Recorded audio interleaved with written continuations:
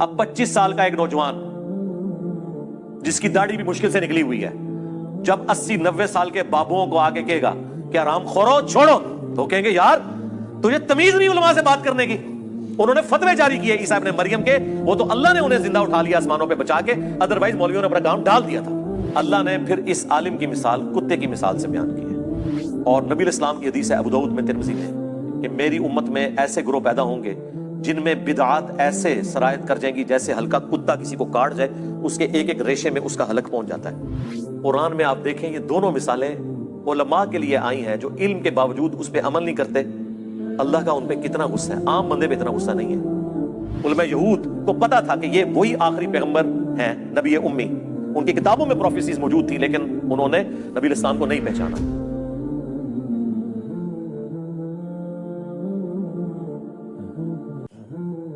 بلعام بن باعورہ کا ذکر آنے جا رہا ہے. ہاں، علماء کے فضائل بیان ہونے لگے ہیں، لیکن علماء سو کے کہتے ہیں کبھی کبھی علماء کے فضائل بھی بیان کر کریں. لیکن یہ قرآن میں جب آئیں گے تو ہم بیان کریں گے. بلعام بن باعورہ، بلعم بن باعورہ بھی اور بلعام بن باعورہ، یہ دونوں الفاظ کے ساتھ تفصیل ملتی ہے. المستدرک للحاکم میں جو میں نے شروع میں تعارف کرایا، قرآن کی بیسٹ 3 تفسیر کے چیپٹر ہیں، بخاری کا کتاب التفسیر، ترمذی کا کتاب التفسیر اور حاکم کا.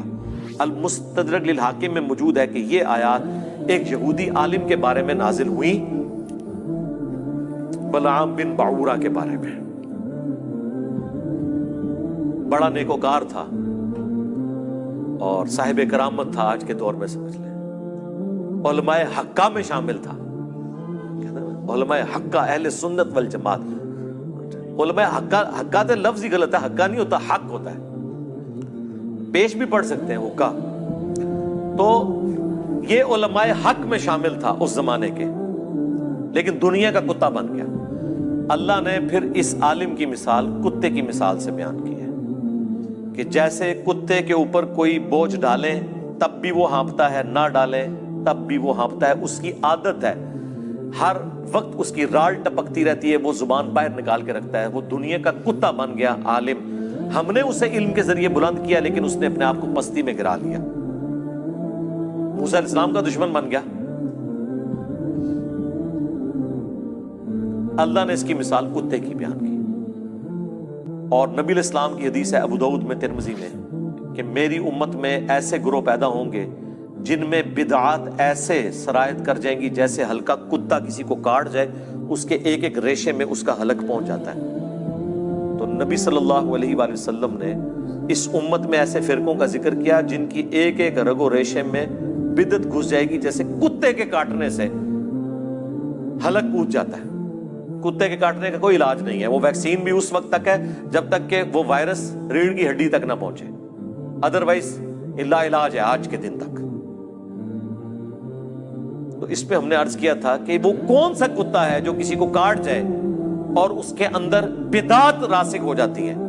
علماء، ظاہر ہے کہ کسی طبقے میں دین کے نام کے اوپر برائی کوئی کھلاڑی تو داخل نہیں کرتا، دین کا کسٹوڈین ہی داخل کرتا. تو حدیث میں بھی کتے کی مثال اور ان آیات کے اندر بھی کتے کی مثال اللہ تعالیٰ نے بیان کی ہے بلعام بن باعورہ کے بارے میں. وَاتْلُ عَلَيْهِمْ نَبَأَ الَّذِي آتَيْنَاهُ آيَاتِنَا، ان کو پڑھ کر سنائیے اس شخص کا حال جسے ہم نے وارث بنایا تھا، اپنی آیات کا علم عطا فرمایا تھا. فَانْسَلَخَ مِنْهَا، وہ خود ہی اس سے پٹا توڑ کے نکل گیا. یعنی ہم نے تو اسے بلند کیا تھا لیکن اس نے نافرمانی کی روش اختیار کی. فَأَتْبَعَهُ الشَّيْطَانُ، تب اس کے پیچھے لگ گیا شیطان. فَكَانَ مِنَ الْغَاوِينَ، تو وہ بھی گمراہوں میں شامل ہو گیا. علم دیا تھا لیکن علم پر عمل نہ ہو تو علم کس کام کا؟ جب تک آپ اس سے فائدہ نہیں اٹھائیں گے، اس سے کوئی علم کو اللہ تعالیٰ کنڈیم نہیں کر رہا کہ وہ گمراہ اس لیے ہوا کہ علم والا تھا. نہیں، گمراہ اس لیے ہوا کہ علم کے باوجود اس نے اپنے علم کے مطابق عمل نہیں کیا. اگر علم نہ ہوتا تو وہ ویسے ہی گمراہ ہے، اس کا تو ذکر کرنے کی بھی ضرورت نہیں ہے. وَلَوْ شِئْنَا لَرَفَعْنَاهُ بِهَا، اور اگر ہم چاہتے تو بلند کر دیتے اس کا رتبہ.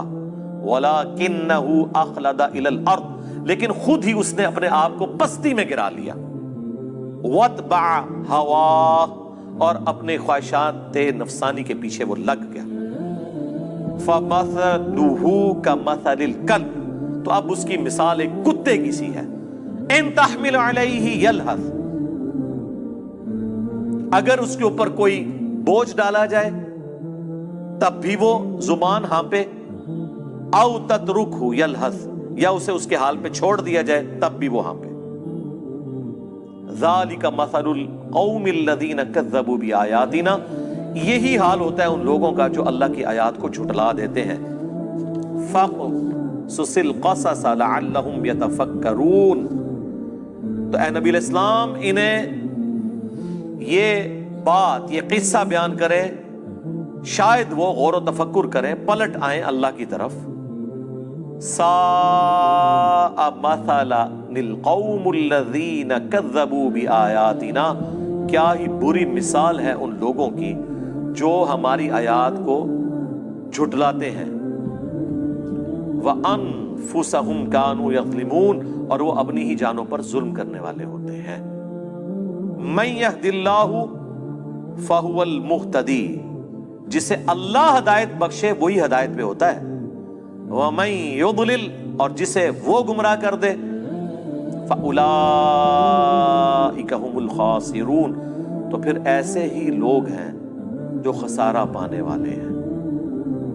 اللہم اہدنا فیمن ہدیت، اللہم اہدنا الصراط المستقیم صراط الذین انعمت علیہم غیر المغضوب علیہم ولا الضالین آمین. یہاں پہ یہ قصہ بلعام بن بعورہ کا مکمل ہوا. میں نے اس کے اوپر بڑی تفصیلی ایک ویڈیو بھی ریکارڈ کروا دی تھی، وہ آپ دیکھ لیں. ایک کتے کی مثال علماء سو کے لیے آئی ہے اور دوسری گدھے کی مثال. قرآن میں آپ دیکھیں یہ دونوں مثالیں علماء کے لیے آئی ہیں جو علم کے باوجود اس پہ عمل نہیں کرتے. اللہ کا ان پہ کتنا غصہ ہے، عام بندے پہ اتنا غصہ نہیں ہے. گدھے کی مثال قرآن میں آئی سورۃ الجمعہ میں. علماء یہود کو اللہ نے کہا یہ گدھے کی مثال ہے جیسا کہ گدھے کے اوپر کتابیں لاد دی جائیں. اللہ نے کہا کہ کتابیں لادی ہو نا گدھے پہ، اس کی مثال ہے علماء یہود. کیوں؟ گدھے پہ کتاب لاد دیں تو وہ اس کا بوجھ تو اٹھا لیتا ہے، اس کو پڑھ کے استفادہ نہیں کر سکتا. تو وہ علماء جو علم سے استفادہ نہ کریں وہ گدھے کی مثال ہیں. وہ لوگ جو علم سے استفادہ کر لیں، چاہے وہ ڈگری والے عالم ہوں یا بغیر ڈگری والے، ان کے بارے میں تو اللہ نے قرآن میں فرمایا انما یخشی اللہ من عبادہ العلماء، اللہ کی خشیت اور معرفت صرف ہے ہی اہل علم کو. ان کے بارے میں تو اللہ تعالیٰ نے فرمایا قل هل يستوي الذين يعلمون والذين لا يعلمون انما يتذكر اولو الالباب. اے نبی تم فرماؤ بھلا علم والے اور بغیر علم والے برابر ہو سکتے؟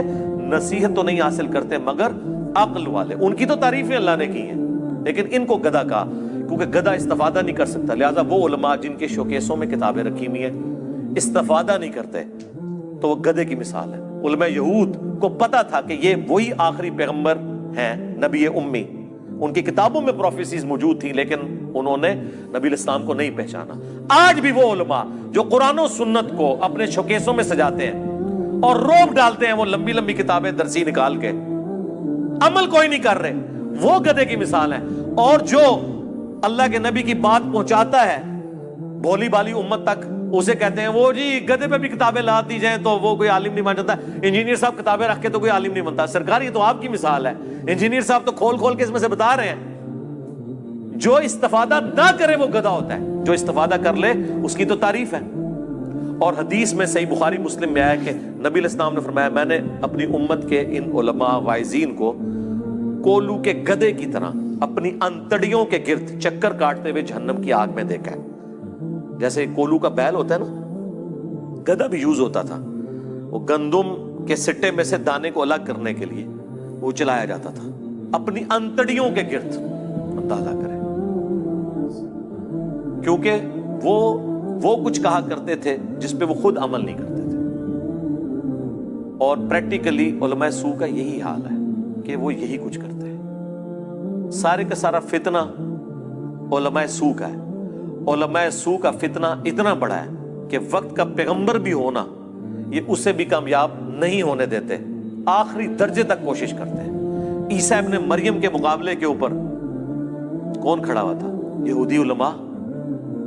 कोई उनके जमाने का कोई प्लेयर तो खड़ा नहीं हो गया था, कोई कुश्ती करने वाला पहलवान तो नहीं आ गया था, उलमा आ गए थे कि इसे यरूशलेम में हमने नहीं बात करने थे, क्योंकि वो यरूशलेम में खड़े होकर उनकी हरामखोरियों को हाईलाइट करते थे और कहते थे कि तुमने किताबों का रास्ता छोड़ दिया। वही हमारे वाली बात जो हम कहते हैं, किताबों का दीन और बाबों का और। अब 25 साल का एक नौजवान जिसकी दाढ़ी भी मुश्किल से निकली हुई है, जब 80-90 साल के बाबुओं को आगे कहेगा कि हरामखोरो छोड़ो, तो कहेंगे यार तुझे तमीज नहीं उलमा से बात करने की। उन्होंने फतवे जारी किए ईसा इब्ने मरियम के, वो तो अल्लाह ने उन्हें जिंदा उठा लिया आसमानों पे बचा के, अदरवाइज मौलवियों ने अपना काम डाल दिया था। तो जब अंबिया इन मौलवियों के शर से महफूज नहीं रहते जब तक कि अल्लाह ताला उन्हें बचा ना ले, सरकार तुसी मैं ते शायद कोई नहीं सवाए इसके कि आप इनकी डॉक्ट्रिन इनके ऊपर उलट दे, जो अल्लाह के फजल से इस प्लेटफॉर्म से हो गया है। बस अब आप इनकी चीखें सुने, अल्लाह के नबी का झंडा इंशाअल्लाह बुलंद होगा इंशाअल्लाह ताला। अल्लाह ताला से दुआ है कि जो हक बात मैंने कही अल्लाह ताला हमारे दिलों में रासिक फरमाए।